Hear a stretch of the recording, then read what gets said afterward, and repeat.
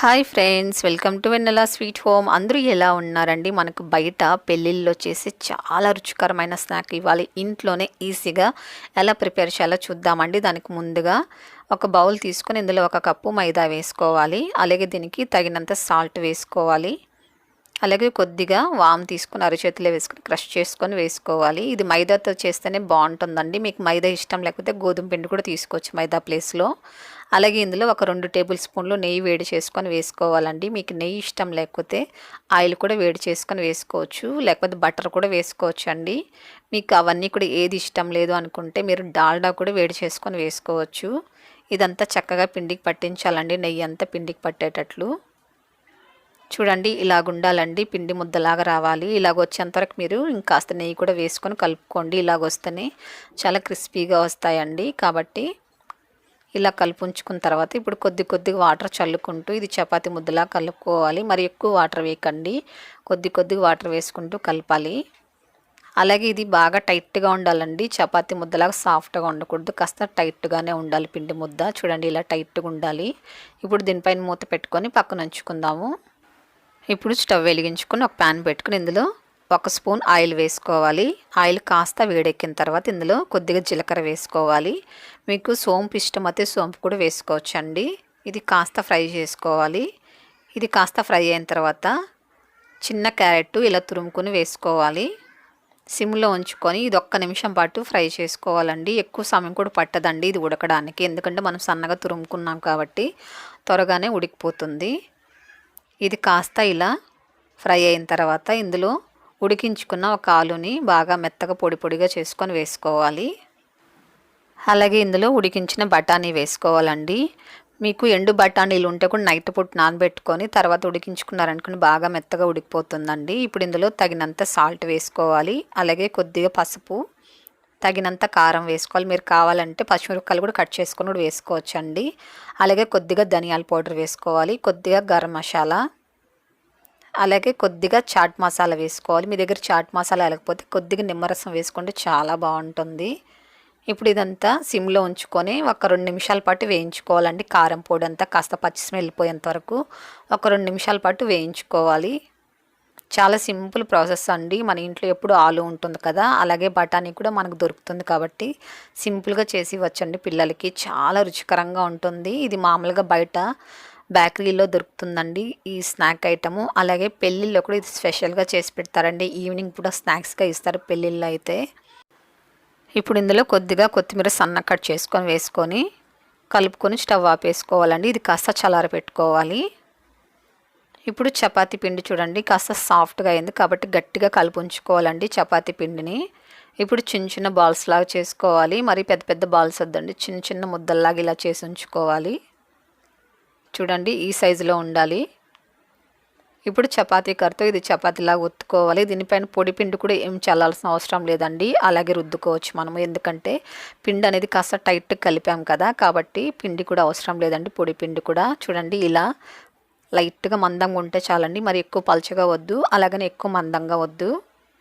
ఇలా మీడియంగా రుద్దుకున్న తర్వాత ఇప్పుడు అరచేతిలో వేసుకొని కొద్దిగా వాటర్ అప్లై చేసుకోవాలండి. సెంటర్లో రౌండ్గా వాటర్ అప్లై చేసుకోవాలి. ఇప్పుడు మనము స్టఫింగ్ ఇలా చిన్న ముద్దలాగా పెట్టుకొని ఇప్పుడు సెంటర్లో పెట్టుకోవాలి. ఇప్పుడు దీన్ని క్లోజ్ చేసుకోవాలండి. ఇలా ఫోల్డ్ చేసుకుంటూ దీన్ని క్లోజ్ చేసుకోవాలి.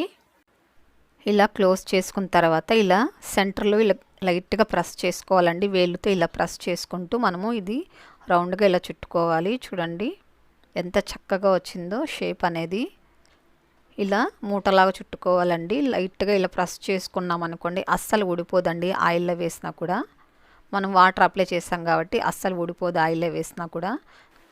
చూడండి అన్నీ చక్కగా రెడీ అయిపోయాయి. ఎంత ముద్దుగా ఉన్నాయి కదా, చిన్న మూటలలాగా. ఇప్పుడు వీటిని ఎలా ఫ్రై చేయాలో చూద్దామండి. ఇది ఫ్రై చేసే విధానం కూడా చెప్తానండి. ముందుగా స్టవ్ వెలిగించుకొని ఆయిల్ పెట్టుకొని వేడి చేసుకోవాలి. ఆయిల్ ఓవర్ హీట్ ఉండకూడదండి, మీడియం హీట్లో ఉండాలి. అలాగే లో ఫ్లేమ్లో ఉంచుకోవాలి వీటిని వేసేటప్పుడు. చూడండి ఆయిల్లో వేసేటప్పుడు ఎలా ఉందో ఆయిల్ హీటు ఇలాగ ఉండాలండి, ఎక్కువ ఓవర్ హీట్ ఉండకూడదు. వేయంగానే మాడిపోతుందండి, లోపల పిండి అస్సలు ఉడకదు. కాబట్టి ఇవి లో హీట్లో ఉంచుకొని అలాగే లో ఫ్లేమ్లో ఉంచుకొని వీటిని ఫ్రై చేసుకోవాలండి. ఎప్పటి వరకు అంటే ఇవి కాస్త పైకి వచ్చేంత వరకు మీరు లో ఫ్లేమ్లో ఉంచుకొని వీటిని ఫ్రై చేసుకోవాలి. కొన్ని కొన్నిగా వేసుకుంటూ ఫ్రై చేసుకోవాలండి. అన్నీ ఒకేసారి వేయకండి. అలాగే వేసిన తర్వాత ఒక్క నిమిషం పాటు గరిటతో అస్సలు కదపకండి. ఇప్పుడు ఇలా మనం పెనమని ఇలా కదుపుకోవాలండి. ఎందుకంటే మనం మూటలు చుట్టి వేసాం కాబట్టి గరిటతో కలిపామనుకోండి ఒక్కోసారి ఊడిపోయే ఛాన్స్ ఉంటుందండి, మీరు సరిగా చుట్టకపోతే కూడా. కాబట్టి ఒక్క నిమిషం పాటు ఇలా వదిలేసిన తర్వాత ఇవి కాస్త ఫ్రై అయ్యి పైకి వస్తాయి కదండి, అప్పుడు మీరు గరిటతో కలుపుకోవచ్చు. ఇప్పుడు చూడండి ఆయిల్ వేడి తగ్గిన తర్వాత మనము మీడియం ఫ్లేమ్లో ఉంచుకోవాలి. లో నుంచి మీడియం ఫ్లేమ్లో ఉంచుకోవాలండి. ఇప్పుడు చూడండి కాస్త పైకి వచ్చాయి, అలాగే బాగా కాస్త ఫ్రై అవుతున్నాయి కదండి. ఇప్పుడు గరిటతో మనము ఇలా కలుపుకోవచ్చు అండి. ఇలా తిప్పుకుంటూ మనము వీటిని వేయించుకోవాలి. ఎక్కువసేపు ఒకే వైపు ఉంచకండి. గరిటతో అప్పుడప్పుడు ఇలా కలుపుతూ మీరు ఫ్రై చేసుకున్నారనుకోండి మంచి కలర్ వస్తుంది. అలాగే లోపల వరకు కూడా చక్కగా వేగుతుందండి పిండి అంతా కూడా. చూడండి ఇలా కలుపుతూనే మీరు ఫ్రై చేసుకోవాలి. ఎందుకంటే ఇవి మూటల్లాగా ఉన్నాయి కాబట్టి ఒకే వైపు ఉంచకూడదండి, ఇలా కదుపుతూ ఉండాలి. ఇవి మీడియం ఫ్లేమ్లోనే వీటిని ఫ్రై చేసుకోవాలండి. లో టు మీడియంలో ఉంచుకొని వీటిని ఫ్రై చేసుకోవాలి. అప్పుడే చాలా క్రిస్పీగా చాలా కమ్మగా ఉంటాయండి తినేటప్పుడు కూడా. మీరు చేసి పెట్టించారంటే ఇంకా ఎవరైనా మీ ఇంటికి వచ్చి తిన్నారంటే కూడా ఏ షాప్లో కొన్నారు మీరు అని అడుగుతారండి. వీటిని అంత బాగుంటాయి. చూడండి ఆయిల్లో నురగంతా కూడా చక్కగా ఆగిపోయింది. ఇలా నురగ ఆగేంత వరకు మీరు ఫ్రై చేసుకోవాలండి. అప్పుడే లోపలంతా కూడా చక్కగా ఫ్రై అయ్యి చాలా క్రిస్పీగా చాలా కమ్మగా ఉంటాయండి ఇవి. కాబట్టి మీరు నురగ ఆగేంత వరకు మీడియం ఫ్లేమ్లో ఉంచుకొని వీటిని ఫ్రై చేసుకోవాలి. చూడండి ఎంత చక్కగా ఉన్నాయో, అస్సలు ఊడిపోలేదు. చూసారా, మనం చుట్టుంచాం కదా, అవి అట్లే ఉన్నాయి చూడండి, అస్సలు ఓపెన్ అవ్వలేదు. అలాగే చాలా తక్కువ ఆయిల్ కూడా పీల్చుకుంటుందండి, ఎక్కువ ఆయిల్ కూడా పీల్చుకోదు అస్సలు. చూడండి కలర్ కూడా ఎంత మంచి కలర్ వచ్చిందో. ఇలా గోల్డెన్ కలర్ వచ్చేంత ఫ్రై చేసుకోవాలి. మనం మూటల్లాగా చుట్టాం కాబట్టి ఫ్రై చేసుకోవడానికి కాస్త టైం తీసుకుంటుందండి, కానీ టేస్ట్ అయితే అద్భుతం అంటే అద్భుతం అని చెప్పొచ్చు. అంత బాగుంటాయి. పిల్లలు తెగ ఎంజాయ్ చేస్తూ తింటారండి. మీరు ఒక్కసారి చేసి పెట్టండి, మీ పిల్లలు అయితే పదే పదే ఇలాంటి స్నాక్ అడిగి తింటారండి. చూడండి ఎంత చక్కగా ఉన్నాయి. ఇప్పుడు వీటిని ఒక సర్వింగ్ ప్లేట్లోకి తీసేసుకుందాము.